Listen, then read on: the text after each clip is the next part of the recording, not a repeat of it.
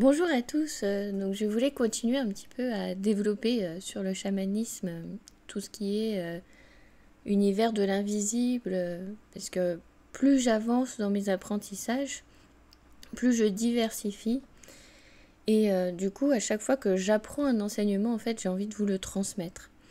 Donc effectivement, prenez toujours les choses comme ça résonnent chez vous, parce que forcément c'est un apprentissage que j'intègre et que j'ai envie de partager. Mais ça peut ne pas résonner avec tout le monde et ça peut ne pas être ok avec tout le monde parce que vous n'en êtes pas là ou ça ne vous concerne tout simplement pas aussi. Et c'est absolument ok. Donc le premier point que je voulais partager aujourd'hui, c'est ces notions de rite, en fait, de rite de passage, de rituel. Vous savez, on trouve souvent sur Internet de partir en voyage dans d'autres pays pour consommer des plantes, etc. On propose des week-ends huttes de sudation. On voit tous des cérémonies de cacao, on voit tous ces rituels en fait sacrés qui sont mis à disposition comme ça, comme un abonnement. On vient, on consomme, on repart. Alors, c'est bien et ça me pose question. C'est bien parce que avec on va dire cette idée de néo-chamanisme où ça s'est développé, du coup ça se développe à tout le monde, ça ouvre à tout le monde et tout le monde peut venir expérimenter, tester une première approche, apprendre quelque chose. Et puis ça ouvre en fait, ça ouvre un petit peu. Comme on est, je pense, ça c'est ma façon de penser, comme on est en train de se reconnecter à ce genre de mémoire, à ce genre de savoir, vous avez l'impression qu'il y a une émergence. Je vous l'ai déjà dit plusieurs fois, moi qui suis née dedans, j'ai pas l'impression que c'est une émergence. Au contraire, j'ai fermé parce que quand je suis arrivée à l'école, que j'ai vu que les gens ne pratiquaient pas le pendule, etc. Je suis arrivée au CP, moi j'avais mon pendule dans la poche, les gens ne pratiquaient pas, je comprenais pas. Quoi, vous pratiquez pas la cartomancie, vous pratiquez pas les tarots, vous pratiquez pas le pendule, il n'y a pas les arts divinatoires chez vous, enfin, ok, donc voilà. Donc vous avez l'impression qu'il y a une émergence, mais sachez que avec cette chasse aux sorcières, ça a surtout été caché. Donc aujourd'hui, en fait, c'est un peu plus montré. Donc on va dire c'est bien parce que ça réouvre les personnes à cette culture. Et c'est un peu la culture de l'humanité, la culture commune qu'on a tous. Vous retrouvez beaucoup de codifications qui se ressemblent selon les cultures. Donc c'est vrai qu'on parle aussi d'appropriation culturelle, de ne pas aller chercher les rituels des autres. Pourtant, c'est ce que je vois actuellement. Je vois qu'on va s'approprier des rituels des autres et puis on les fait découvrir. Ou même les peuples autochtones font venir des touristes et font leur folklore, comme c'est demandé pour le tourisme, pour l'argent. Donc c'est bien parce que ça permet de faire vivre les populations. Donc je dis pas qu'il faut arrêter le tourisme, mais en même temps ça dénature le rituel. En fait c'est surtout ça aussi, c'est que toutes ces notions-là, il faut savoir que ces rituels sont sacrés. Il y a une notion de sacré. Et c'est un peu ce sacré où ça me pose question parce que du coup c'est un petit peu dénaturé. Alors je vais vous expliquer avec un exemple très simple. Généralement quand on va dans ce genre de rituel, etc., c'est qu'on a un questionnement, on a un problème chez nous et on veut trouver une réponse. Donc on va dire oui, mais de toute façon, intuitivement, on va se diriger vers la bonne personne, vers la bonne technique, vers le bon rituel, donc c'est adapté à nous. Et bien justement, avec ce tourisme, c'est pas toujours adapté au panel de gens qui arrivent. En fait, vous venez juste payer une prestation. Est-ce que c'est la bonne prestation? Est-ce que ça vous correspond? C'est là où il faut se poser des questions. Donc je prends un exemple très simple. Votre voiture est en panne. Vous n'êtes pas mécanicien. Qu'est-ce que vous allez faire? Vous allez l'emmener chez le garagiste vous fait un diagnostic et vous dit voilà, il y a ça, ça, ça à réparer, et donc vous, après, vous donnez votre accord ou non. Vous êtes toujours libre de changer de garagiste, etc. Là, vous imaginez que si je reprends cette idée de on va piocher des rituels à droite à gauche, votre voiture est en panne, et vous voyez, ah tiens, ce week-end, il y a un week-end d'initiation, changer les pneus. J'y vais.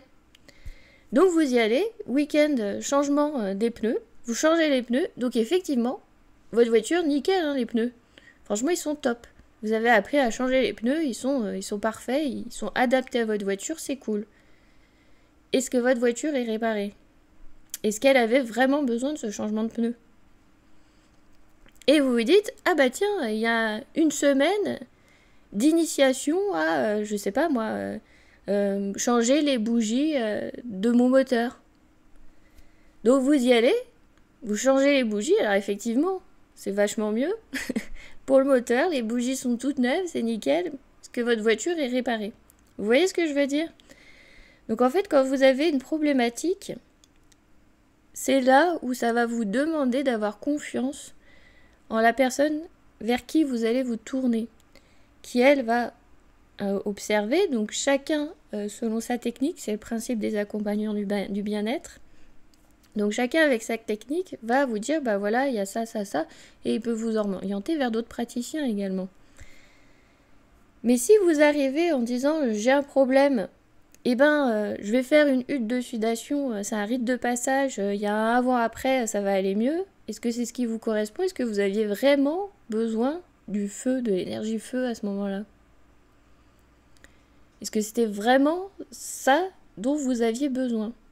Donc effectivement, on peut se dire intuitivement, on sait ce qui est bon pour nous, donc on va forcément se diriger vers le bon truc pour nous. Mais est-ce que c'était la problématique du moment que vous vouliez régler? Vous voyez, c'est ça en fait que je veux dire, c'est que on vous propose des prestations à la carte, mais est-ce que ça vous correspond?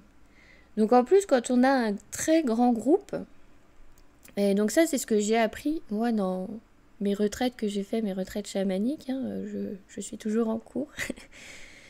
Et du coup, c'est ce que j'apprends, et c'est ce que mes enseignants m'enseignent, et c'est ce que j'enseignerai aussi, puisque c'est toujours comme ça, les transmissions, on les transmet, on transmet avec notre sagesse, avec notre vérité aussi. Donc c'est pour ça, hein, je vous dis, il n'y a pas une vérité universelle, je vous partage ma vérité, vous avez le droit d'avoir la vôtre, vous avez le droit de ne pas être d'accord, puisque de toute façon, c'est ça le principe de ce qu'on est venu faire sur Terre, c'est de découvrir qu'il n'y a pas une vérité, mais des vérités, et donc tout coexiste, donc tout est possible et probable en même temps. Il y a autant de passé possible et probable que de futur possible et probable, et tout coexiste. Enfin voilà, c'était une parenthèse. Écoutez mes podcasts si vous voulez en savoir plus sur ma chaîne Zen Attitude chez Zenome. Mais du coup, quand ils nous ont transmis cet enseignement, ils nous ont bien dit, dans cette semaine de retraite, il y aura une cérémonie. Il y aura ce rite de passage, lequel on ne peut pas savoir d'avance. Parce qu'il va falloir qu'ils se connectent en fait au groupe, à nous, où on en est, et ce dont on a besoin, et savoir si l'énergie elle est ok de venir à ce moment-là. Parce qu'il ne faut pas oublier qu'on travaille avec des énergies autres, des esprits autres. Et c'est ce que je vous ai dit, il faut, dans la vidéo précédente, quand je vous ai dit premier pas vers l'invisible, il faut être ok aussi avec ces énergies-là. Vous êtes le praticien, vous vous engagez avec l'esprit de l'eau, avec l'esprit du feu, avec tous ces esprits-là pour faire votre cérémonie. Il faut que les conditions soient favorables et soient ok. Vous ne pouvez pas balancer le truc en disant « Moi, je vais faire de toute façon telle cérémonie, qu'en face, je les dézingue ou pas, j'en ai rien à faire, je fais telle cérémonie. » C'est pas comme ça que ça marche. C'est l'inverse. C'est vous accueillez le groupe, vous accueillez l'énergie du groupe et vous voyez ce qui traverse. Et si vous êtes médium et canal, c'est exactement ce que vous faites. Quand on fait des soins énergétiques, on laisse l'énergie nous traverser. Je suis initiée à plusieurs choses. Donc Reiki Usui, j'ai le triangle d'or d'Isis, j'ai Anubis, j'ai aussi Sekhmet, j'ai aussi les 4 éléments. J'ai aussi maintenant mes alliés dans ma roue. Alors c'est roue médecine, j'aime bien la façon dont Unisson utilise roue de vie, ça fait moins médecine réservée en plus à la médecine. Donc roue de vie, chaque fois j'adapte mon vocabulaire au fur et à mesure pour faire attention de rester dans la légalité. J'ai ma roue de vie, donc j'ai mes outils, j'ai tout ça. Et donc si vous voulez, moi je travaille avec eux, j'honore ces esprits, je travaille avec eux en conscience, etc. Et je les écoute aussi, eux ils traversent. Et c'est eux qui font, hein, concrètement. C'est pas moi la magicienne. bien que parfois il y a des rituels magiques, ce qu'on appelle magique. Je pense qu'actuellement on appelle ça magique parce que d'un point de vue scientifique, on n'est pas capable encore de tout expliquer. Mais je pense qu'un jour ce sera plus magique, ce sera scientifique, ça sera prouvé, l'énergie c'est comme ça fonctionne comme si, les particules, machin, nanana, la communication avec l'invisible, c'est ça. Pour l'instant on n'y est pas. Peut-être que personne s'est penché sur cette étude aussi. C'est pour ça qu'on est tout jeune là-dedans. Mais du coup, même si j'ai des rituels et des pratiques, etc., que je fais avec donc ces esprits que j'honore, ces déités, parce que là aussi, je me lance dans le druidisme et le taoïsme, et là aussi j'ai des déités, donc effectivement je les honore, je travaille avec et je vois si c'est ok. Et puis quand on lance un rituel, bah voilà, on lance le rituel, déjà c'est moi avec moi, je teste d'abord sur moi. Et puis, au moins, je sais que voilà, c'est ce qui me correspond, c'est ce que je demande. Si c'est OK en face, voilà, je vais avoir la réponse. Mais du coup, quand on est responsable d'un groupe, c'est la même chose. On prévoit, mes enseignants, c'est ce qu'ils font, ils prévoient une cérémonie, ils savent qu'il y a un rite de passage à faire. Ils savent qu'on est d'un point A, ils nous emmènent à un point B, et ils voient où on en est, où nous en sommes. Et puis à ce moment-là, ils disent, bah voilà, c'est ce rite-là.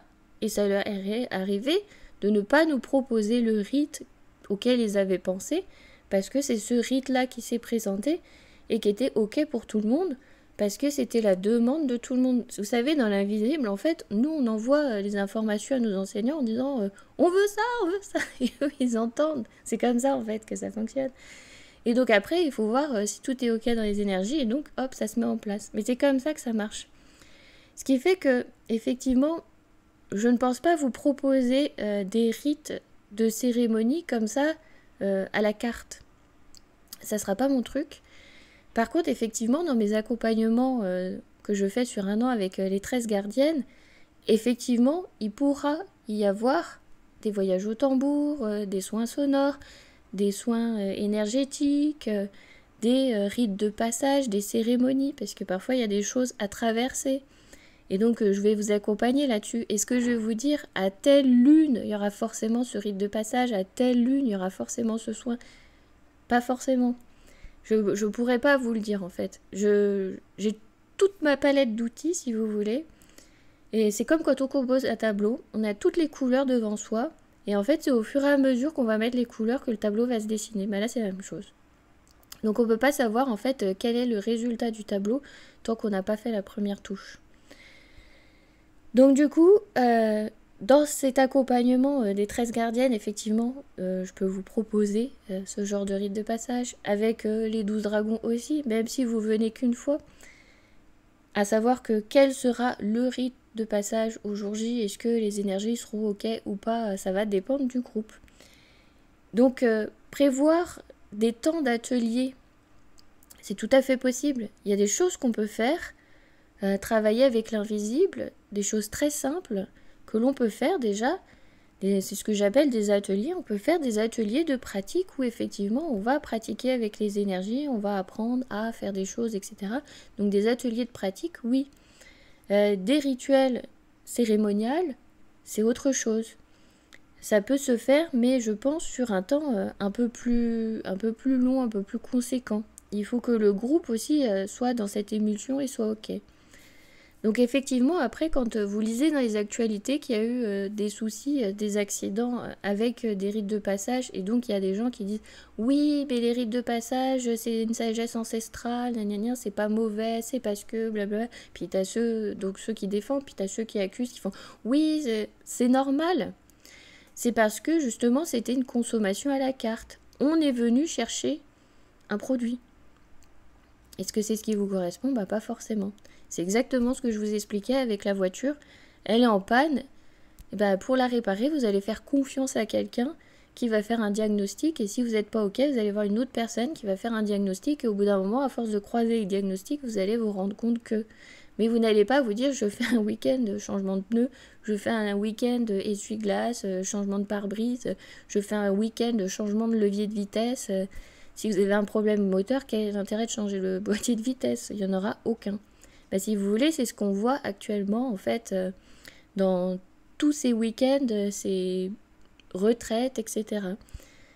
Donc je vous dis, faites toujours les choses en conscience. Je vous dis que ça peut être bien, parce qu'effectivement, moi j'ai commencé avec des festivals de chamanisme.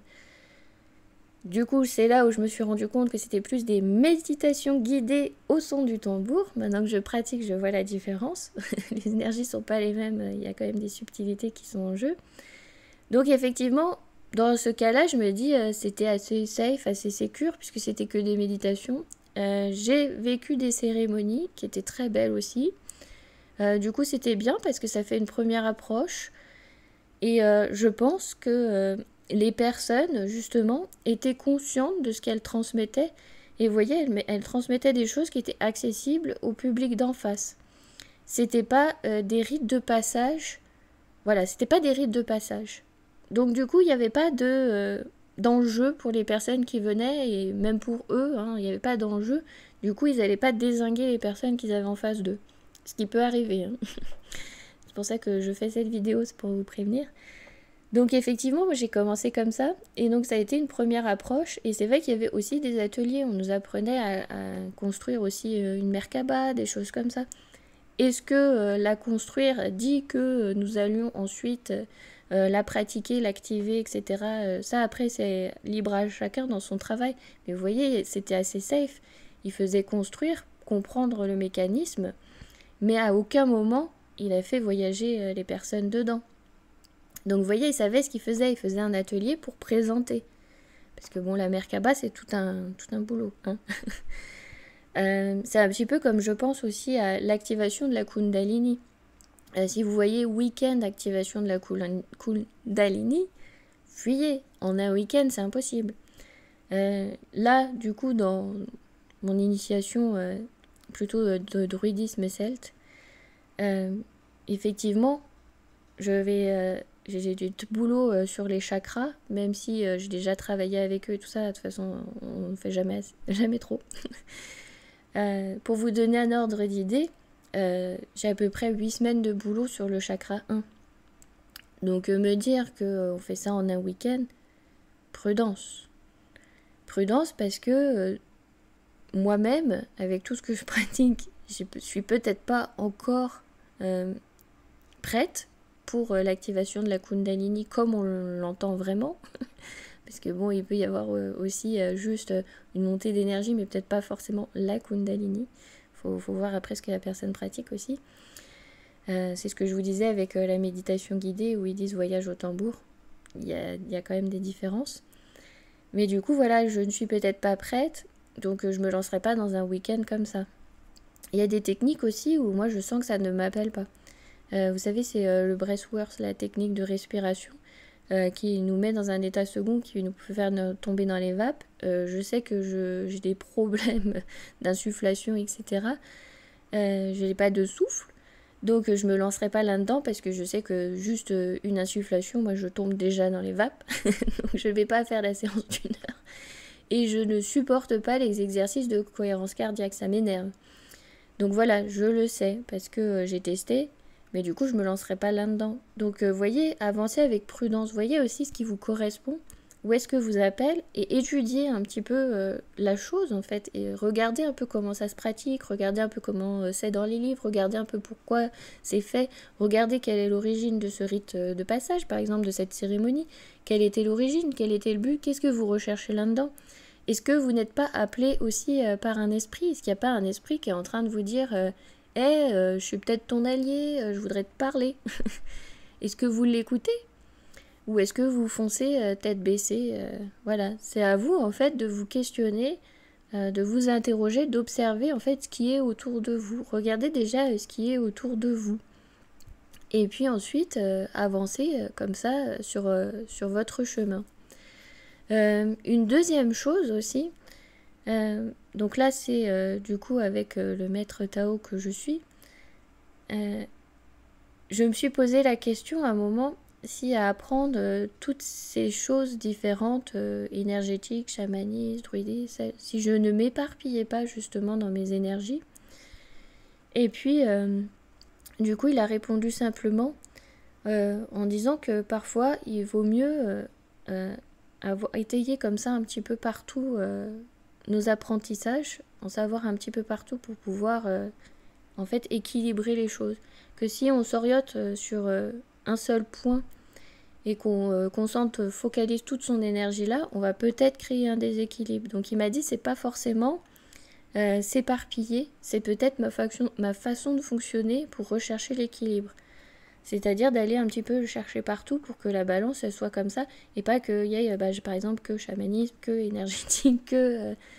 Et puis au final, plus j'avance, plus je m'aperçois qu'il y a quand même beaucoup de liens, beaucoup de choses qui vont ensemble. Ça prend sens et ça prend logique. Ça prend aussi logique avec mon parcours scientifique. Vous voyez, on a l'impression que c'est détaché. Moi, je vous dis non, c'est de la science que je fais. J'étudie, j'étudie, je recherche, je me questionne, je fais des hypothèses, je fais des recherches, je fais des expérimentations et j'ai des résultats. Mes résultats me sont propres à moi. Donc, je vous partage ces résultats sous forme d'apprentissage, je vous transmets, mais peut-être que vous, dans votre expérimentation, vous aurez un résultat complètement différent. Et c'est en ça que je vous dis, il n'y a pas qu'une seule vérité, il y a des vérités, des multiples vérités. C'est pour ça que je vous dis toujours, prenez en fait ce qui résonne chez vous, en fait, à travers tous les messages que je vous transmets. Donc voilà. Cette idée d'éparpillement, et ben en fait, ça peut être aussi un équilibre. Donc en fait, à voir pour chacun ce qui vous correspond et où est-ce que vous voulez vous orienter. Par contre, ça, une chose est sûre, c'est que quand vous êtes dans un apprentissage, ne faites pas comme moi, ne mélangez pas tout en même temps, parce que là, effectivement, on éparpille son énergie. Donc, si par exemple, vous vous initiez à Sekhmet, c'est ce que j'ai fait au plus proche, là. Si vous vous initiez à Sekhmet, sachez qu'il y a 33 jours de Sekhmet. Ça, c'est réservé. C'est réservé pour elle. Voilà, c'est cloisonné. Et ensuite, vous pouvez ouvrir et partager au-delà.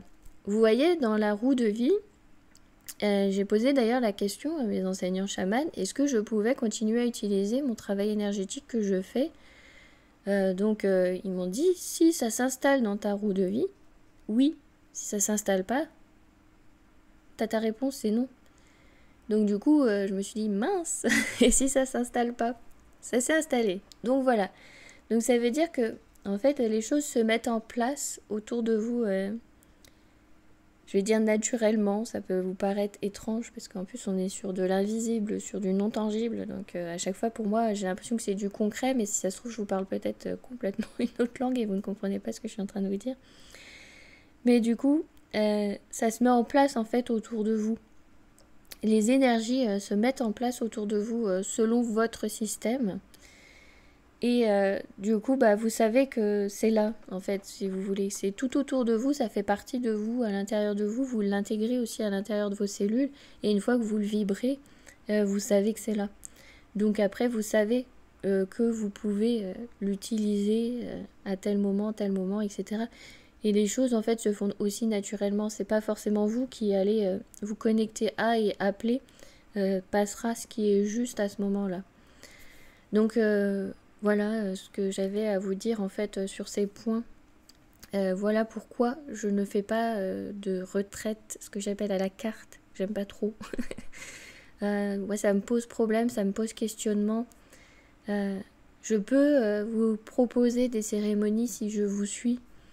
Si je travaille avec vous, si j'apprends à vous connaître, à connaître vos énergies, je parle aussi bien individuellement que dans un groupe. Par contre, vous dire à la carte, allez tel week-end, je vais vous proposer ça, ça me pose souci. Vous voyez, le travail est complètement différent en énergétique, où là, effectivement, je vous propose un week-end d'initiation Reiki. C'est complètement différent parce que là, vous êtes en apprentissage. Donc effectivement, si je vous disais, je vous propose un week-end d'apprentissage pour faire la cérémonie 2, là oui, vous voyez, ça prend du sens. Parce que là, je vous transmets quelque chose, vous allez apprendre. Donc vous allez le travailler. Donc là, vous allez vous engager. Donc quand vous vous engagez, vous savez pourquoi vous vous engagez normalement. Et du coup, vous prenez en conscience que vous allez travailler pour ça, que ça va vous engager, qu'il y aura des protocoles, il y aura des rituels, il y aura des choses à changer dans votre rythme de vie. C'est un engagement. Et donc là, vous prenez conscience des choses, vous y allez. Vous voyez, il y a une différence entre participer, recevoir une cérémonie qui, du coup, va faire bouger les choses, et recevoir cet enseignement où là, vous vous engagez vraiment. Vous voyez un petit peu la nuance. C'est ce que je vous expliquais. Donc si je reprends simplement avec la voiture, il y a une différence entre votre voiture est en panne et vous allez faire un week-end, ceci, cela, pour pouvoir réparer votre voiture. Ou alors, vous avez décidé d'être mécanicien et dans votre apprentissage, il vous manque ça pour apprendre sur la voiture. Donc vous allez effectivement aller chercher cette connaissance pour pouvoir appliquer ensuite sur les voitures pour pouvoir dépanner. Vous voyez la différence en fait des choses. Donc voilà, j'ai essayé d'expliquer le plus simplement du monde. Prenez ce qui résonne en vous. Si vous êtes un praticien et que vous faites des rituels comme ça sur les week-ends et que pour vous c'est absolument ok, c'est absolument ok. Voilà, on n'est pas obligé d'avoir tous les mêmes vérités. Si ça vous parle et que ça vous correspond, ça vous parle et ça vous correspond, sachez que du coup je ne pratique pas comme ça. Je suis plus respectueuse, pour moi, pour moi c'est plus respectueux au niveau des esprits et au niveau des personnes que j'accompagne, de fonctionner comme ça. C'est ma façon de faire, c'est mon fonctionnement et c'est tout à fait ok si tout le monde fonctionne différemment. On est là aussi pour tester la diversité. Merci infiniment pour votre écoute et je vous dis à bientôt.